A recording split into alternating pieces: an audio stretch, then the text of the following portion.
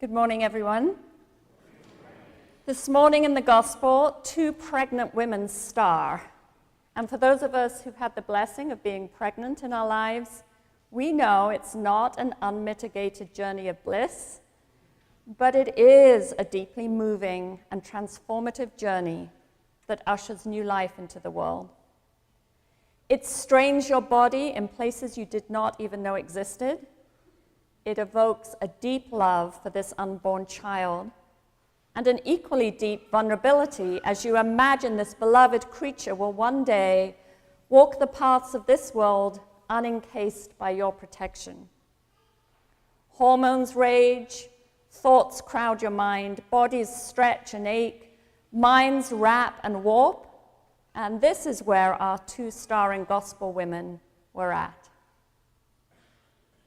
Mary and Elizabeth come from markedly different places in society and are at very different times in their lives. Elizabeth is elderly, and her husband, the priest, are established, respected, and looked up to.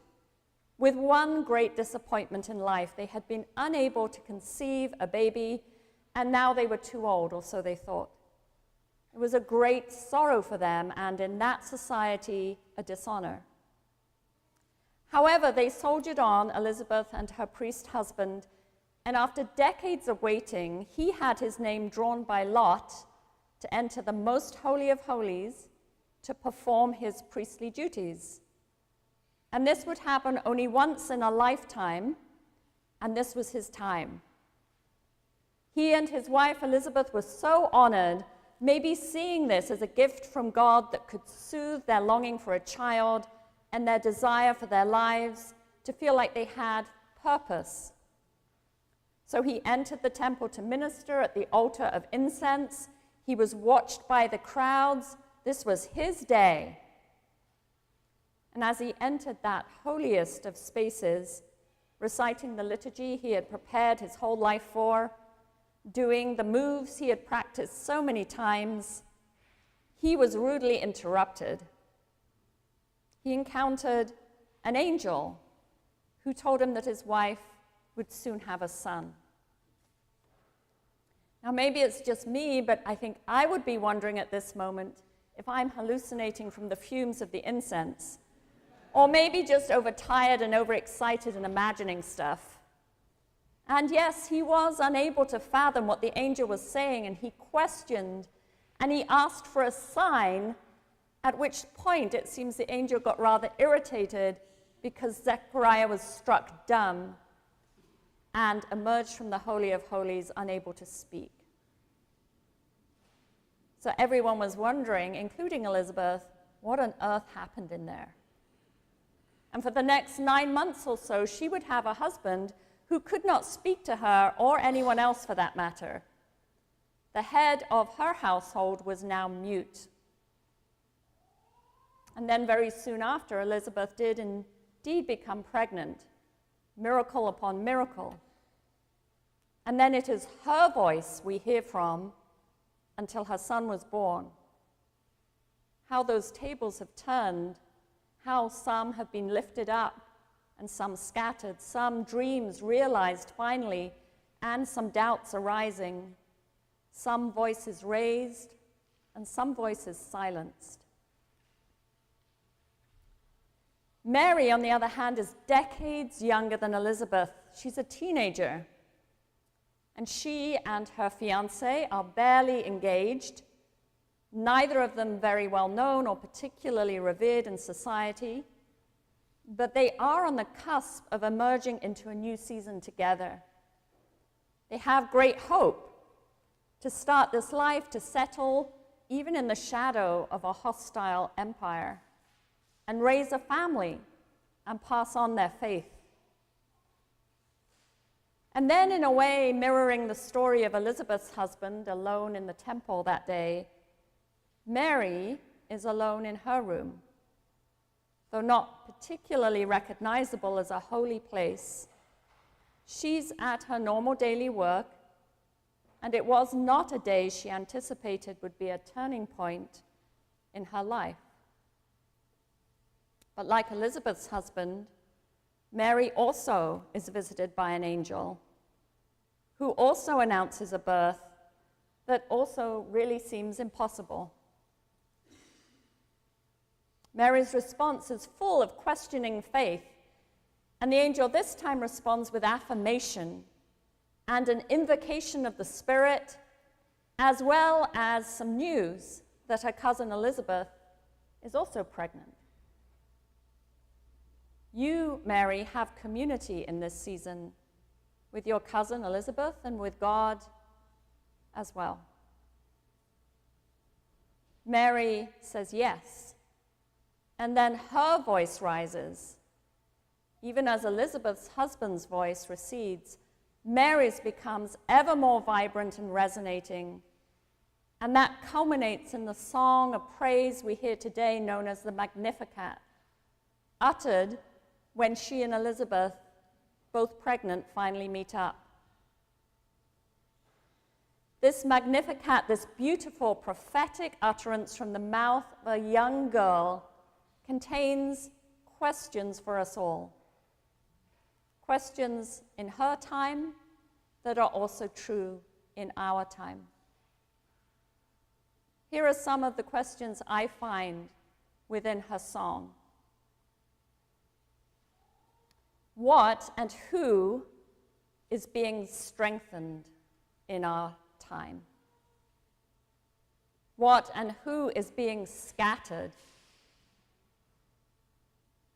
What and who is being brought down? And what and who is being lifted up? What and who is being filled? And what and who is being emptied?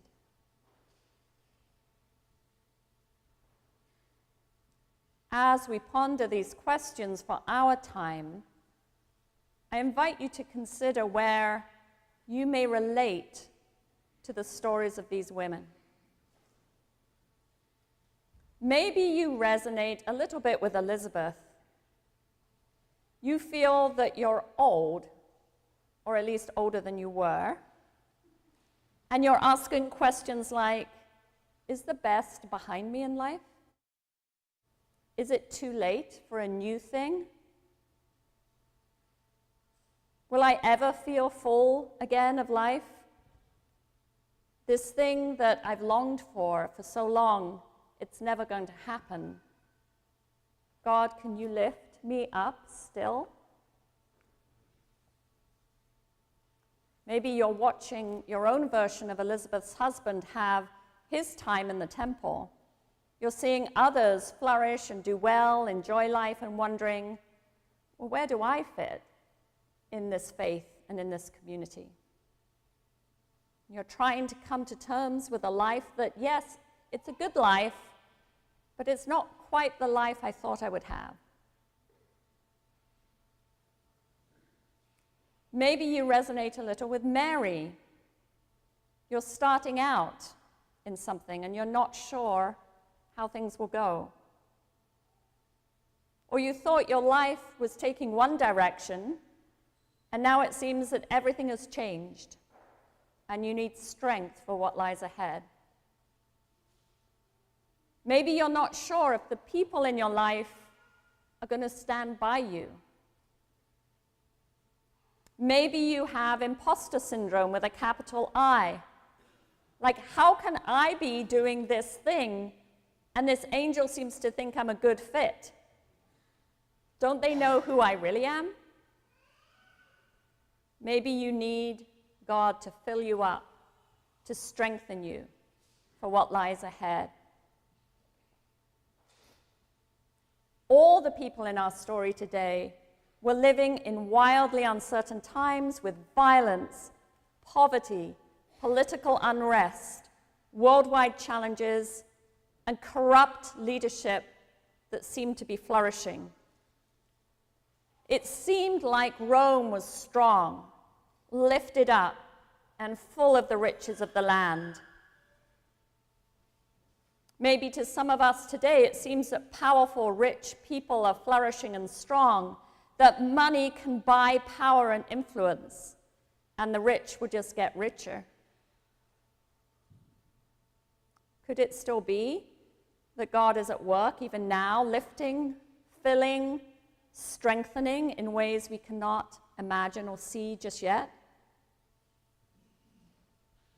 In the midst of Mary's reality and her and Elizabeth's stories comes this song, which has lasted through the millennia and still sings today. A song that says, 1, God is still in control. 2, mercy is the quality that will persist, not fear or despair. 3, that despite all appearances to the contrary, God is scattering the proud and powerful and lifting up the humble. And 4, despite all appearances to the contrary, the hungry will be filled, and those that are bloated and richly overstuffed will finally be emptied out. And do know that when Mary sang this song, it's not like she was describing how things were for her and for us. It's not a summary of how the world is now. It's a prophetic vision of God's world order in contrast to the human world we know. And both then and today, when we sing it, we are casting that vision again and simultaneously being called by God to be an active participant in bringing it to reality. For Mary, she brought it into reality, or closer to reality, by bearing Jesus physically into a world that was so proud and bloated and vicious, and then walking the path with her son Jesus of bringing God's healing, mercy, and justice into the world day after day, moment after moment, even though it was excruciatingly painful to do that at times. If you listen to the Magnificat today and you think, well, it's beautiful, but it's not reality, then you've absolutely got the point. Because today, more than ever, we need to remind ourselves of God's worldview and hear God's call to action and hope, and to cast down resignation and despair. So your mission, should you choose to accept it, is, like Mary, to say yes to bearing Jesus into the world again today and bringing God's world order closer to reality step by step, day after day, action after action. As I end, I want to introduce you to someone who I think is doing just that very thing. And to me, she is a modern-day Mary figure. Tiffany is a young 30-year-old woman who's currently in our jail. She's had a very hard life.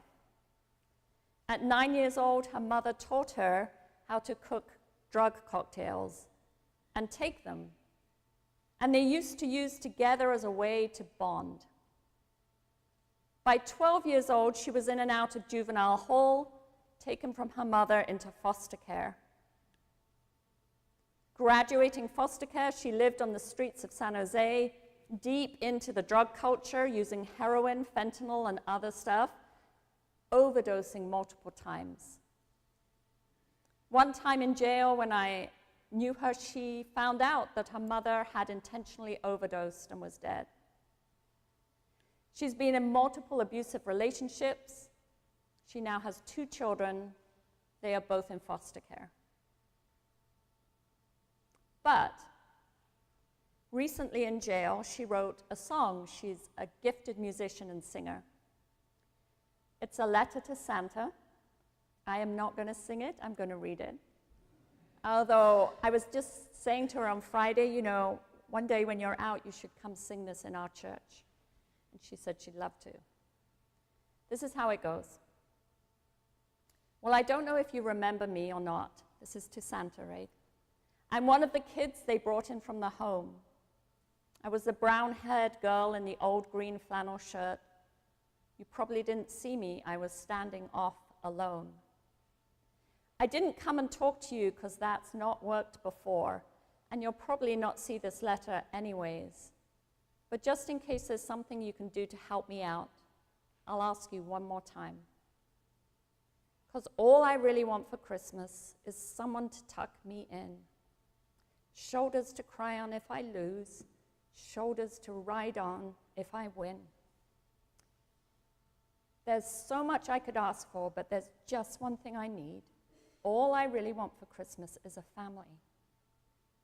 I guess I better go ahead and tell you if it's really true about that list you have. Somehow I always seem to end up in a fight, but I'm trying really hard not to be bad. Maybe if I had a brother or a dad to wrestle with, they could teach me how to get along. And from everything I've heard, sounds like the greatest gift on earth would be a mom. There's so much I could ask for, but there's just one thing I need. All I really want for Christmas is someone to be near, to sing me happy birthday for the next 100 years. It's okay if they're not perfect or even just a little broken. Well, that's all right, because so am I. 2 days ago, I spoke to her in the jail, and she leaves tomorrow to go to a Christian rehab program in San Jose. And she is scared and hopeful and determined and vulnerable. And as we were talking, I asked her, Tiffany, what is your vision for your life? Why do you want to be sober? Because it's going to be hard work. What's your motivation to make it? Her answer, well, I want my children back and to be the mother I never had.